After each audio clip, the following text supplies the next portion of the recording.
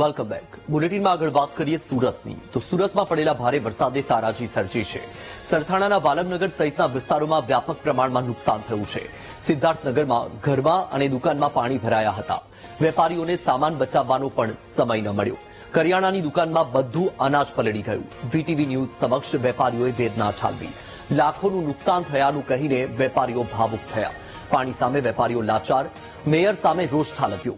Mayor અને પદાધિકારીઓ માત્ર ફોટા પાડવા આવ્યા હોવાની વાત પણ વેપારીઓએ કહી છે અને પોતાનો રોષ ઠાલવ્યો છે. જ્યારે જરૂર હતી ત્યારે કોઈ જ ઊભું રહ્યું નથી. આ વાતનો ઉલ્લેખ પણ વેપારીઓએ કર્યો.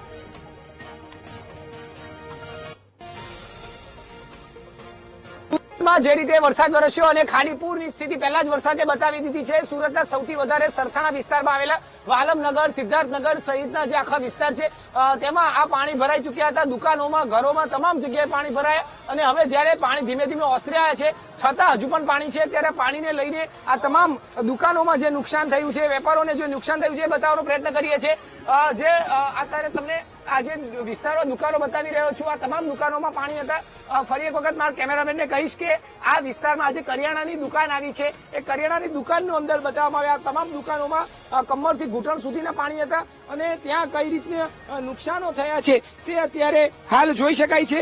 જે રીતની હાલ આખી સ્થિતિ સર્જાઈ હતી, પાણી એનું પૂર આવ્યું હતું અને આ પૂરમાં, ખાડીપુરમાં આ તમામ જગ્યાએ જે માલ સામાન જે છે, કરિયાણાનો જે તમામ જે છે તે બગડી ગયો છે, પલળી ગયો છે અને આ પ્રકારનું નુકસાન થયું છે.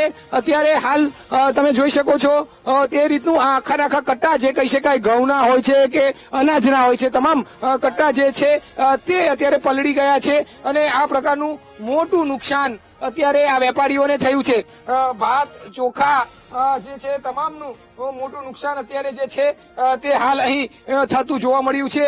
તમામ આજે આ સામાન તમે જોઈ શકો છો, આ અનાજ જે હવે કોઈને ખાવામાં પણ કામ ન લાગી શકે તે પ્રકારનું થઈ ગયું છે ને એને લઈને આ તમામ વેપારીઓમાં પણ એક આક્રોશ છે કે આટલું મોટું નુકસાન એ લોકોએ વેઠવાનો વારો આવ્યો, તેઓને માલ સામાન ફેરવવાનો પણ સમય નથી મળ્યો. આપણી સાથે આ વેપારીઓ જોડાયા છે, તેઓની સાથે વાત કરીશું.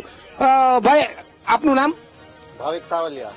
ભાવિકભાઈ, પાણી આવવાનું હતું, થોડી ઘણી કઈ ખબર પડી હતી? નહીં, કોઈ પ્રકારની જાણ કરવામાં નથી આવી, કોઈ પ્રકારનું નથી આવ્યું. 2 થી 3 કલાકની અંદર દુકાનમાં પાણી ઘૂસી ગયેલું છે.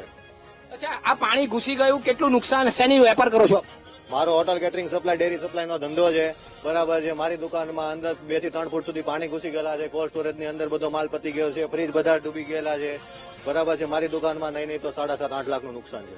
આ માલ સામાન ફેર કરવાનો પણ સમય મળ્યો નથી?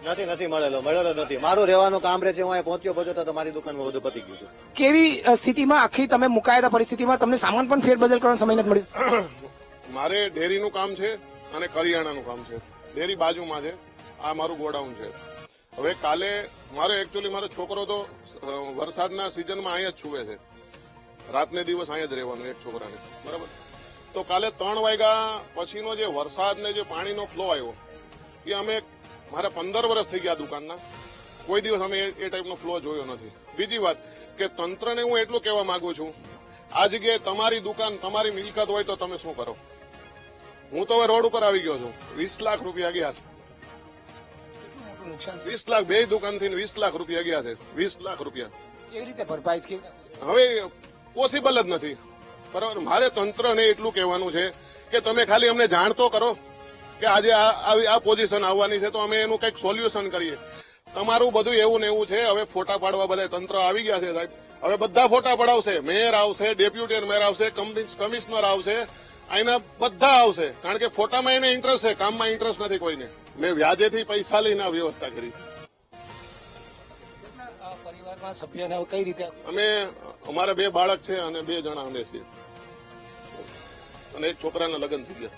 તો હવે આ સ્થિતિમાં મુકાયા છે, તો હવે તમને કેવા વિચારો? શું કઈ નહીં વિચાર આવે? હું ગવર્મેન્ટ ઉપર આશા નથી રાખતો, પહેલી વાત તો.